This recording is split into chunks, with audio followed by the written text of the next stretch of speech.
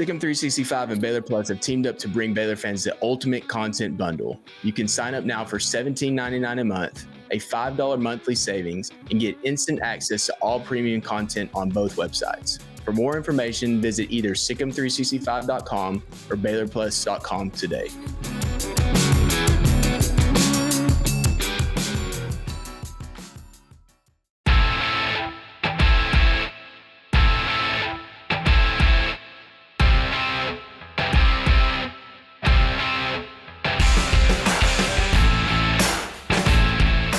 What's up, Baylor family? Welcome into Inside Baylor Sports, the official daily podcast of Baylor Athletics. It's Monday, September 30th, and Grayson, who is now back with us after a few days off, comes to you after another difficult-to-swallow Baylor loss, this time to BYU. A really rough start where the Cougars got out to a 14-0 lead. Basically, if you really look at the game, that's the difference in the game. Touchdown, BYU, opening drive makes it 7-0. Sawyer Robertson passes tip to the line of scrimmage. Immediately turns into another touchdown to BYU. So they're up 14-0, 14-0, less than 7 minutes into the game. I think that was like at the 8:04 mark. BYU ultimately scored on 4 of its first 4 offensive possessions. Baylor settled in, made it a game, had a shot to win it twice late. And man, Grayson, just basically another path to another one possession loss. A lot of frustration in general about how that played off, and a lot of storylines in this game as well. But at the end of the day, still another loss. Baylor's now 0-2 in the Big 12, 2-3 on the season, and potentially faces its toughest test this weekend against Iowa State. I think, you kind of hit the nail on the head a little bit talking about the beginning of this game, but, to be honest with you, it does extend to all 4 of those drives. This was this was a lack of focus. And the craziest part is you look later in the game, BYU really didn't do anything the rest of the game. But the first 4 drives of this game, it is wild to go back and look at. They forced a total of 3 third downs on those 4 touchdown drives. 28 points, and you've only forced 3 third downs. There's not much more you can say outside of just kind of feeling like this team didn't really show up to start this game. And I don't know that you can feel any other way about that. I think it just is what it is, that they did not show up at the beginning, and it caused you to get down 28-7. And I'm not saying that's insurmountable, because clearly Baylor had chances late. But when you dig a hole like that, you're really putting yourself in a really tough position to succeed. And once again, Baylor starting slow, Baylor really kind of losing the home crowd immediately in the game. And those type of things, losing close games, these things keep reoccurring. Yeah. Dave Aranda has mentioned it. Like, if you want good home crowds, you have to win. But when you have, not a great crowd, but you have some crowd there, and immediately it's 14-0, it's getting hot in the day.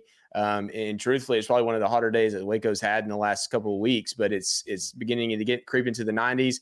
And at halftime, everybody just jetted. That was truth of the matter, where if they were up under the awnings, they left. And that's, if you want to win big home games, you want to be ranked teams at home, you can't get off the starts like that, especially when it takes the crowd out immediately. Now, I do think it's worth mentioning, a lot of, to me, what that slow start pointed to was the guys who are missing. And I think that you have to have a next man up mentality, but BYU went after the weaknesses and had no fear of dropping back and passing. And I think going into that game, you absolutely think Baylor has the opportunity to not replicate what they did against Colorado, but you have guys who, Steve Linton, Garmin Randolph, who can rush the passer. You have cornerbacks that you feel pretty good in coverage. Well, none of those guys are playing. And before Reggie Bush at cornerback, and before Tevin Williams settled in at cornerback, and truthfully, you just lose your best pass rushers, and it snowballed them so quickly. Lorando Johnson plays the first snap of the game and is out with an injury.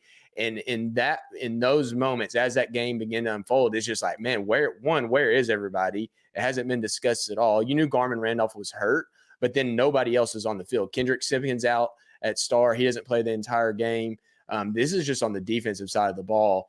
And what we saw, I think, was encouraging, the way they settled in.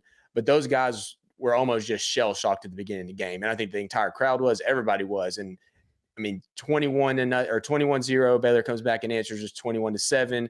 And eventually from then, it just settles down. But it took too long. And unfortunately, the guys who were asked to step up did not step up enough quickly at the beginning of that game. I mean, I agree with that, but I would also say the guys who have been starting all year didn't really step up either. Like, I don't think this was a situation where it was just Yeah. the guys who were coming in were the only guys that were not executing. I really don't. I Well, don't feel that way. I think there's some give and take. I think that you have basically your edge. You have your edge guys who are rushing the passer. You have the guys where, I guess what I should say, where BYU attacked is where Baylor was vacant. The guys were missing, and they went after that. And maybe they would have done that anyways. But you think about the deep pass to score a touchdown. In most circumstances, you don't feel that comfortable dropping back. If they watch tape and they see Garmin Randolph and they see Steve Lemon running to passer, did they get those vertical shots? I don't know. I mean, there's a potential that they still get those, or if Lorando Johnson's in coverage, even if he's the only one, or Caden Jenkins is out there.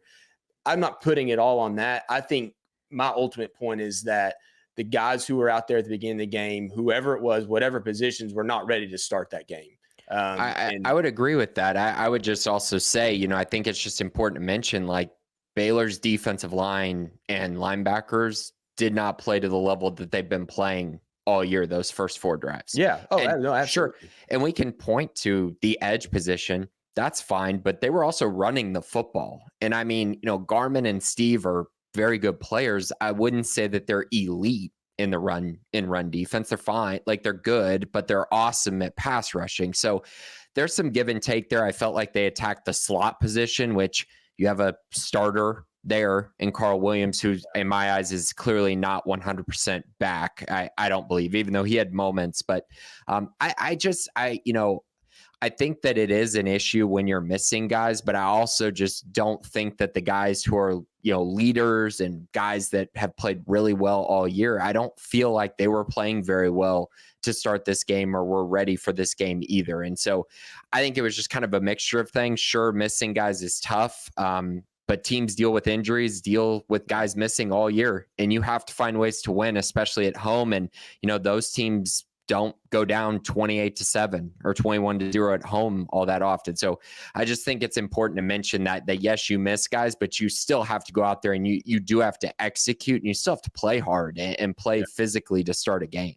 Yeah, and I think it's worth mentioning here too that 2 of these players that we've talked about, Steve Linton, and one that we haven't mentioned, Michael Trigg, according to the Waco Tribune Herald, Zach Smith, both of those guys were suspended for violation of team rules.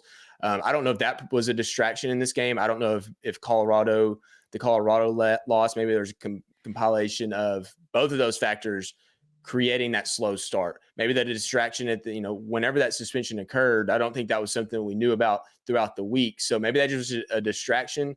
And then you throw on top of that devastating loss to Colorado, they just piled up to that slow start. I think there's plenty of encouraging things to take from this. One, the way the team rebounded after that slow start in the second half, held BYU to 3 points, which was extremely encouraging because truthfully, that Baylor's rally in the beginning of the first half didn't allow for BYU to get complacent. I mean, it was 28-14, 31-14 at half. Baylor misses a field goal that could have kept it a little bit closer. But Baylor really kind of turned the tables on them a little bit. So I don't think BYU, it was a situation where BYU relaxed. I think that Baylor just executed and did what they were supposed to do, which was encouraging to see. And I think it kind of starts with, and you tell me if you agree with this or not, I think the catalyst in all of this is Sawyer Robertson. I think at quarterback, man, like I don't know how many people I had talk to me. Leaving the game, which BYU fans have for the 2 trips they've been to Waco are just so like, I don't know how to describe them. They're just nice. Like every single person that was nice. It was really cool and interesting. I guess I feel like the Kansas State player who said it was just weird playing at BYU, I felt the same way. Like there's no ill will at all. But several BYU fans said, man, y'all have a really good quarterback. And I thought that was really interesting to hear them say that because truthfully, BYU, if you look back through this season and even the end of last season, they've done pretty well defensively. They've had their struggles at times, but that's the strength of them. And Sawyer continues to show like this is probably his team. I don't see a path unless he gets injured that anyone else is playing at quarterback or starting at quarterback this year. 27 of 48 passing, career high 324 yards, career high 3 touchdowns. He did have 2 interceptions. One of those was the tip pass. The last one of the game was late where he was just trying to make a play, 29 rushing yards and another rushing touchdown. I mean, what's your thoughts on Sawyer at this juncture of the season? I mean, I felt like he played great. And I mean, the thing of it is, and this is, you don't see it on the stat sheet because I understand the completion percentage isn't high. You see the 2 interceptions, the tipped one. I did feel like he had a check down running back, so I do kind of put it on him. But if you watch the rest of the game, they had a bunch of tipped passes Yeah, at the they line, did well which at that. Yeah. that's also kind of on the offensive line though too. So it's kind of a mixture there. But the fact of the matter is Baylor couldn't run the football at all. I mean, not even, it wasn't even remotely close. I mean, their running backs had 16 carries for 34 yards. Yeah. That is not getting it done. So because of that, that's a lot of pressure on Sawyer Robertson. That's a lot of pressure on the offensive line to have to hold up in pass protection 48 times plus the 3 times he got sacked. So like 51 reps in pass protection. That's a lot. So the offensive line's being asked to do a lot. And you clearly kind of have a weak spot on the offensive line, as we've seen, over the course of the year at left tackle, especially with Campbell Barrington out, which that was kind of a shocker when I got to the stadium that he wasn't playing, and kind of raised a little bit of a red flag for me, as he's been their best offensive lineman so far this season. So they've had some issues there, and Sawyer just kept battling. And that's all you can ask for. He kept trying to make plays. He kept extending plays. He was creative, which you love to see out of your quarterback. And I think, one of the biggest things that I believe we noticed about him in the Air Force game was he clearly has a connection with the wide receivers. And there were times where it's like back shoulder throw. He and Josh Cameron know it's coming. Yeah. Hal Presley played the best football game I've ever seen Hal Presley play. He also had the best catch of his career by a mile. It didn't count, but I was like right there, and it was, oh man, what a catch. And he had a few other ones where he really helped Sawyer out, but Sawyer was just, there's just a connection there. And I think that's really important. And you're seeing it continue to grow. Josh Cameron was phenomenal. So yeah, I really, Sawyer kept them in this game. He gave them a chance at the end to win this game. It's just tough because those last few drives, he did have opportunities to get them the win. And it didn't quite all come together for them. I felt like, on that last drive, he and Hal, it felt like they were going to connect, and it was just a little short across the middle of the field on what would have been a huge gainer. Very next play, the holding call that pretty much ruined everything. So yeah, Sawyer was awesome. He was I'd probably say Baylor's best player by quite a bit in this game, but I'd also say that those 2 receivers in particular, Hal and Josh, definitely deserve a shout out. They were tremendous. Yeah, and the unfortunate part about that holding call that you mentioned was that it was a completed pass across the middle of the field. At that juncture, you don't know, like they might go tempo and score. You don't, like, anything could happen. They were scoring the ball fine until that point. Until those 2 possessions, they were moving the ball and scoring the ball. I mean, 28 points doesn't seem like a lot, but they were doing it efficiently. And that's again, it's just frustrating at some point, I really feel like this team will put it together and put a full performance together. I don't, maybe it doesn't happen, but this team, unlike the end of 2022 and last season, I feel like there is that ability to do that. And I mean, we can talk about the guys on defense being out. Michael Trigg not being in there, I think, was probably a big part of their game plan going into that game. He's suspended ultimately, but then also Kelsey Johnson being out kind of as that second tight end, even the pass rush. So they rely on Gavin Yates to do a lot of things that those guys would do. Nothing against Gavin, but he's not the guy that you're splitting out into 5 wide receiver or 5, receiver threats. And he was a guy that he had a catch in that game, lined up as in the slot. Like, that's not his game. That's not what he's going to be asked to do. So I think that hurt them in a way. And you mentioned Campbell Barrington being out. Not running the football, I think reality is BYU is a good rush defense type of team. They're not great. They're solid, and that's a bad matchup for Baylor. On the opposite hand, I feel like Baylor's scheme has done a really good job of protecting Sawyer Robertson. I think the offensive line has done a decent enough job. I mean, he did get sacked 3 times. But in general, I mean, for 3 straight starts, he's been pretty clean. And he does a great job of avoiding pressure. And this is what you wanted from the scheme when you knew that the offensive line might struggle in a transition year, a lot of new faces. The scheme was going to have to protect whoever is playing quarterback. And it did a pretty good job. Now, when does the run game come along? There's going to be opportunities against teams that are not nearly as good against the run as Baylor has faced. And they're going to have to pick their spots. But I think what we saw from the offense against BYU is Baylor's best path forward. Let Sawyer make plays with his feet when it's available. but throw the football. Because right now Baylor's receivers, and especially if and when Michael Trigg gets back, have the ability to go make plays and do it consistently. I agree with that. The problem is yeah, picking your spots this upcoming week. Oh yeah, it's not Not great. Yeah, not great for running the football. So we'll see, kind of how they adapt to that. I think it's a pretty tough matchup. Kind of knew it was coming into the year, and it definitely is still. So I do want to mention this. We're kind of talking about the Baylor side of things, and if any BYU fans are watching, I do want to mention, like, for them to show up the way they did in McLean Stadium, BYU played really well in that first half. Like, they put together a really complete first half. Jake Retzlaff really, I was blown away by his first half performance. He came back down to earth in the second half, but in that first half, he was in complete command. They were not threatened at all by what Baylor was bringing at them. They did not care about the environment. They did not care about McLean Stadium. I talked about how they struggled on the road last year. They didn't care at all about that. Yeah. They showed up and they were the more prepared team, the more ready team for this game. And yes, Baylor made adjustments at halftime, but to start this game, I do have to give them a lot of credit. And they won on the margins too. They won on the margins. They won the turnover battle. They were better in special teams. They had that fake punt that was a great play call by them.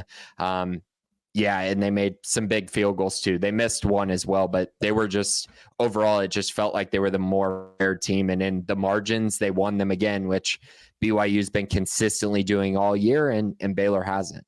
Yeah. So you mentioned the turnovers were actually even. I think the turnovers that BYU had were at more crucial and an opportune time. Right. Talk about the interception early. Baylor did have 2 interceptions, which was great and encouraging to see. Only one of those in the secondary with Corey Gordon getting an interception. In the secondary with Corey Gordon getting an interception. One a tip pass. Baylor got their own tip pass interception. And that one, that particular play was the play I thought, man, Baylor might actually win this game, because it gave them great field position. Offense kind of stalled out, went for it on 4th down, didn't get it. I believe that was a drive. But the time of possession, 31-28, which, depending on who you are, might not be that important of a thing. But I will say, man, like, I think when Baylor did make adjustments, and I don't even want to say adjustments, like, I just think they settled in. I think there's a lot of faces out there that kind of calmed down. And Jake Retzlaff's stat line ended up being 17 of 31, but in the first half, that was, it was insane. So there was kind of some give and take. I think Baylor's struggles plus his strengths set that game apart and was the difference in the game. And he was their leading rusher. Once again, 6 carries for 53 yards, long as 17 with a touchdown. And truthfully, that game came down to, in a lot of ways, it was kind of quarterback versus quarterback, in the way that Sawyer was making plays and the way that Jake was making plays. And that was pretty cool to see. As just a general fan, both of those guys made a lot of plays. And I think if you're a Baylor fan, you could become encouraged by that, because, truthfully, I guess Gary Bohannon did a little bit of what Sawyer did in 21 without the passing efficiency. But, like, it's been a long time since Baylor's felt, let me say, that I have felt like, from the quarterback position, and I know we're going back to Sawyer here, but, like, if there's anything encouraging out of this game, that has to be that they continue to find Sawyer Robertson is probably their starting quarterback. And I feel good about him making plays for the rest of the season. I do as well. I definitely do as well. For the turnovers, I was including because Baylor had 3 turnovers on downs, and one of them was super crucial. So just a little additional kind of nugget there. I know Baylor had to, because they were coming from behind. But I agree with you. Sawyer just continued to make plays, and in a lot of ways, this game kind of felt like the Houston game last year, where Baylor made this epic comeback, and it just felt like in the stadium that Baylor was going to win that game. Like, there was no doubt they're winning this football game. And it kind of felt that way in this one. Linus Noel gets that interception. You're like, okay, that's the one they needed. Now they're going to win this game. Felt inevitable. Doesn't happen. Done. And that's that's the hard part, right? Where if you're a fan in the stadium and you're feeling all this momentum, all these good vibes, and then you look up at the end of the game and it's still a loss. It's just hard, and I'm sure that's hard for the players too. I can see that as well, and so that's what makes this game really tough. But yeah, and Baylor lost to a good BYU team. Like, I don't think they're a great BYU team, but they're good. They're a good team. They're pretty solidly a bowl team, just like Colorado is, and they're both maybe Big 12 title contenders. It's possible. I would say the 3 teams that they played this year, all 3 of them are at the top of the standings in the Big 12, and Utah hasn't gotten to play with their starting quarterback since the Baylor game. And so Baylor's the only one to face them. Right. So they faced 3 really good teams, and they lost to 3 in, I'd say, competitive. The Utah game maybe wasn't that competitive, but the other 2 games were definitely competitive and definitely really good football games. So it does give you confidence that, hey, Baylor can keep a lot of these games close. I'm at a point where it's like, is there a belief, though, that Baylor can close out these games? Because they have not been able to close out close games. I was going back and doing a little research just because I enjoy doing like research on these things. But Baylor's 0-9 in home games against Power 4, Power 5 opponents. Most of them are Big 12 opponents. Their last win at home versus a Power 4 opponent was October 22nd, 2022 against Kansas. They won't have a chance to get a win at home before the Oklahoma State game, which means they will have gone a full 2 seasons with 2 years without beating a FBS team or a Power 4 team at home. And that's tough. Like, when your wins at home are Air Force, Tarleton State, and Long Island, that's just difficult. That's difficult for any fan base and for any program, I would say. Yeah, no, it is. And I mean, that's ultimately, I felt like they've almost played better on the road in the last couple of years. Obviously, last year they beat Cincinnati, beat UCF on the road. Not that that's anything to be excited about going on to face Iowa State and Texas Tech in their next 2 games, but they have played a little bit better. I mean, even in the Colorado game, you felt like they just played a more solid game from start to finish. I think BYU is the better team ultimately, but what I'll say about Colorado is they just went on the road and thumped UCF. I didn't see that coming. I thought they had a chance. UCF doesn't rush the passer very well, but I think it kind of showed what Baylor did, being a little bit more impressive with the 8 sacks, playing them down the wire. Should have won that game, was honestly the better team. And Colorado fans can get on here and say that that's not the case, but a lot of people will tell you that Baylor was a better team throughout that game.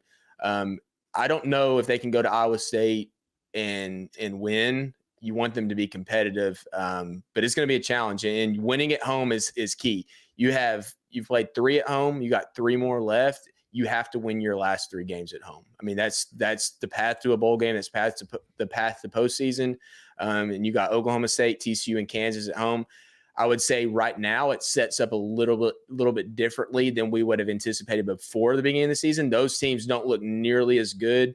And honestly, I mean, if you look at the outside of Iowa State, you look at the rest of the schedule defensively, and they're like, it's just kind of a flip. Like, you're not facing Utah, you're not facing BYU, and even to an extent, you're not facing Colorado. I think it's kind of proven to be a little bit better defensively than anticipated, but more in line with the back half of the schedule. But ultimately, you're going to have your shots to move the football. You just need complete games, and that's the question mark, man. Like, when was the last time that Baylor's put a complete game together? You mentioned the losses back to the Kansas game in 2022. And I think back to even in that game, it got out pretty quick, but it wasn't a complete game. It was a fine game, but it wasn't their best game. And so you just like, is it going to come? That's ultimately going to tell the tale of this team. Will the complete games come? And when I say complete games, I'm not even talking about like a full 60 minutes. I'm talking like, well, I shouldn't say that. They just lost to Colorado and it was a full 59, right? Like it just has to be a complete game. Ultimately, but I don't even know if that was a complete game though. Like, if you look at certain stretches, you might say, well that's, I think that's the ebbs and flows, but you can't get out to a 14-0. Yeah. Like, you can't allow issues like you had against Utah. You can't allow starts like BYU had. I think in the Colorado game, it was under control. You did have your struggles, but it was more of like a give and take. Whereas Utah, it's 14-0 before the blink of an eye. Against BYU, it's 14-0. Like, those things have to be eliminated. And some of them are outside of your control, but in other ways, those things cannot happen when you're a team that's trying to fight for bowl eligibility in games that you're favored at home. And it's discouraging, but I think there's also, for this particular team, I feel like there's a different vibe of they have potential to put it all together. It's just, do they do it? I don't know. I don't know if they will, but I think there's potential there. I agree with you. I mean, they're much improved and they've been competitive. Like, there's no reason to think that they won't be able to be competitive the rest of the way, unless, I mean, if your record snowballs, then there might be other problems that you have to kind of think about. But as far as just if they continue to play the way they have, they should be in these games. I mean, the Iowa State game, again, it's going to be if they win that game, that'll be extremely impressive. I don't know that I see that happening, but then you go to Lubbock and you got to find a way to win that game. Like, you have to find a way to win that game. Tech is not very good. They just gave up 41 points to Cincinnati at home.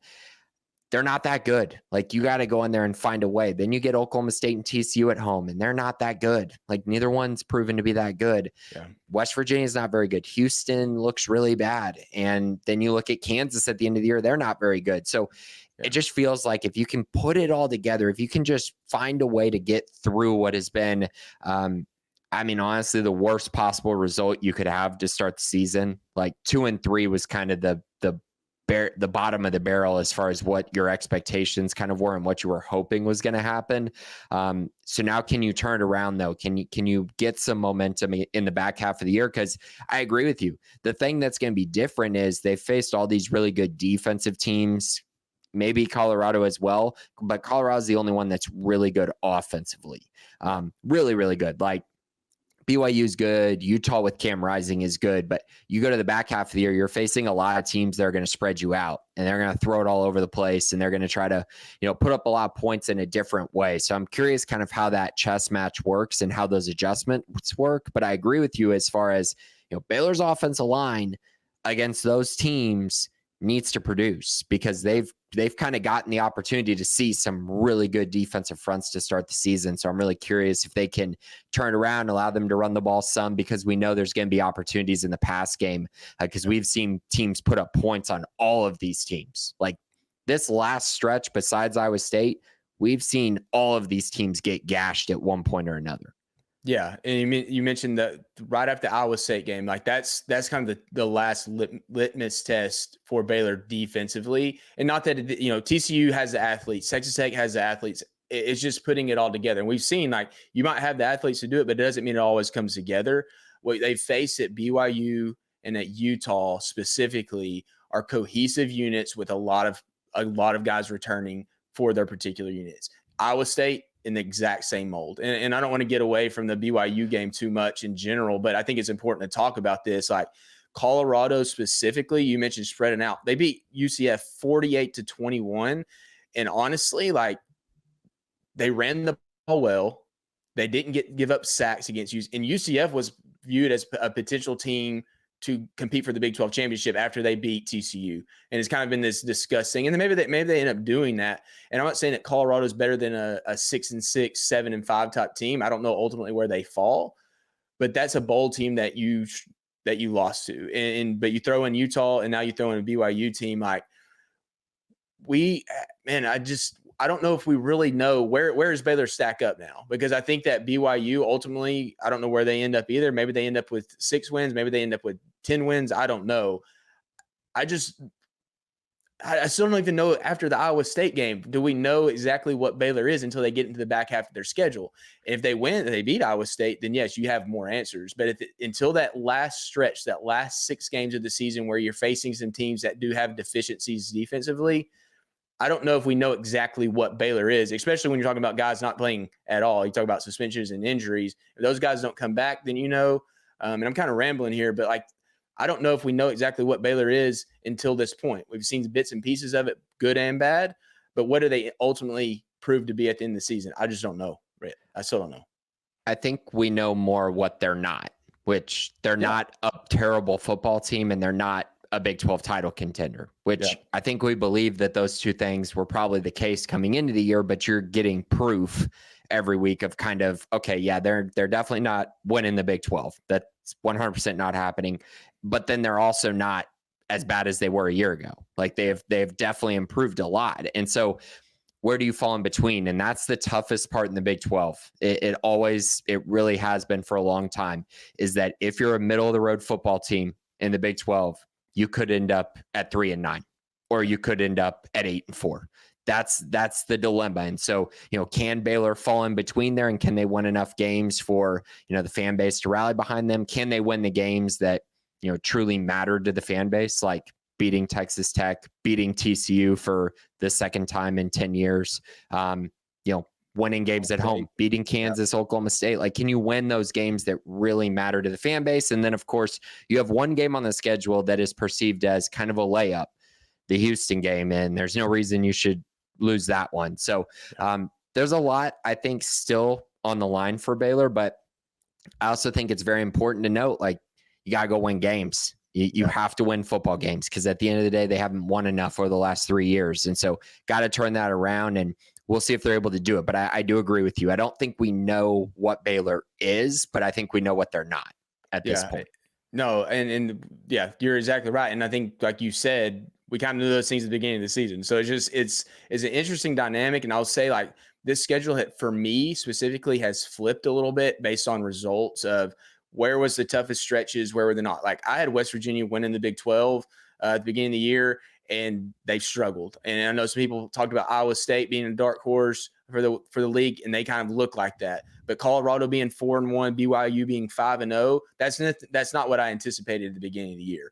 And so now, then you look at the back half, Kansas at 1-4. I mean, maybe to an extent possible, maybe they're 3-1, 3-2, 2-3, but like 1-4, didn't see it coming. I'm thinking through the schedule now, but like TCU, Oklahoma State. I mean, Mike Gundy's defense right now is not good. And then you look at the way that those teams played, is not what you anticipated. So now you get those teams at home. You get TCU, Oklahoma State at home, Kansas at home. You're thinking, man, there's more wins on here than I thought at the back half of the schedule. And man, if you can figure out how to win one of these next two games on the road, it sets up everything a little bit easier at the end of the back half of the schedule. And you mentioned the Houston game, man. If you're a Baylor fan and you're in Texas, anywhere close, like, there's gonna be a lot of tickets. Go to that game. Like, that could be a cool little short road trip. Make it easy to get there. It's part of the reason Houston's in the conference now, is to give good access to new fans. Go to that game, make a difference. But man, I'm just anxious to see how this team rebounds. Like, we're gonna learn a lot mentality wise when they go out against Iowa State, even if they don't win that game. And then for the next, you have a bye week, get healthy, go out to Lubbock and face that team that has struggled. I mean, you look at the ACU game in the beginning of the year, didn't stop the pass, didn't stop the run. Cincinnati's quarterback set a record high, or season career high, for passing yards. And that was without their top two running backs. Their leading rusher got hurt like in the third carry of the game. Their backup got hurt pretty shortly after, and they almost probably should have sent that game into overtime, possibly won it at the end. So it's not to say that those games are wins, but they just look a lot more likely than they did at the beginning of the season. And the way that Baylor just played in this game, and I know Tech is it's a tough environment. We saw the 2022 team go in there and have zero issue on Patrick Mahomes' night in a night game. And I think with the way Baylor's schedule is played out, I don't think this will be a night game, because they've had the Iowa State game as a night game and the Colorado game. So I would think that this would be a different time. We'll see on that. But yeah, I mean, Brendan Sorsby, quarterback at Cincinnati, 426 passing yards. He also had 52 yards rushing. So he nearly had a 500-yard performance and 4 touchdowns with just 1 interception. Tech has given up so many yards through the air. The ACU game, the Washington State game, where Washington State was just like, we're just going to run the ball in the second half and just kind of let this clock run. They could have hung 50-something on them as well. They just kind of chose not to. And so I think in general, the way that I've watched Baylor play, especially in this game, there's no reason they shouldn't be able to go on the road and score 34 points against Tech, and the defense you would hope travels and plays well, and Dave Aranda kind of has them ready for that game. I think I mentioned the BYU game as a must win. I still kind of feel that way. A must win for them to kind of reach, in my eyes, their ultimate goal. Didn't happen. Now you got to go and you got to win that Tech game. Again, I don't think they're going to beat Iowa State. We'll see. I hope I'm wrong. That would be a tremendous win for the program. But the Tech game is the one off of a bye week. You got to find a way to come back home with at least one of these games, just to give you momentum and give you just a little bit of juice as you enter that part of your schedule that you mentioned. There's a lot of winnable games. So we'll see if they're able to do that. But I think in general, you're right. The second half of the schedule ended up being the more favorable half, but that doesn't necessarily mean that there's a ton of confidence that Baylor's going to win all these games or win these close games. They have to prove that. Yeah. And I mean, truthfully, to me, what we have seen in bits and pieces, it's not about if the team can do it. It's will it put it all together. And I think if the defense can play a complete game, if the offense can continue to progress, then you might catch one of these games where they put it all together, and then it's building on it. And we haven't seen it yet. I think all together at once, the potential is just there. So any final thoughts before we close this one up? It went a little long today, but man, any final thoughts on where this team is headed into the Iowa State game? I think this is just one of those moments where you just kind of sit back and you're like, all right, let's see how the rest of the season plays out. I know after this game, it's a very disappointing loss, much like the Colorado one. It's one that you feel like Baylor, if they played well for a full game, you feel pretty good that they're going to win that game, and it just didn't quite happen. So has this team rebound? We're going to find out, but I think there's still a lot of football left, a whole lot of football left. So we'll see if they're able to kind of right the ship, get things turned around, get healthy, and go to Ames and put together maybe a complete performance and shock everybody. Yeah, you got to get the complete games. Man, it's been a while, and I'm anxious to see it happen. So, all right, Baylor family, that's going to do it for today's episode of Inside Baylor Sports, the official daily podcast of Baylor Athletics. Thanks to each of you for listening. For Grayson Grunhafer, I'm Colt Barber. Have a great Monday, and sick 'em Bears.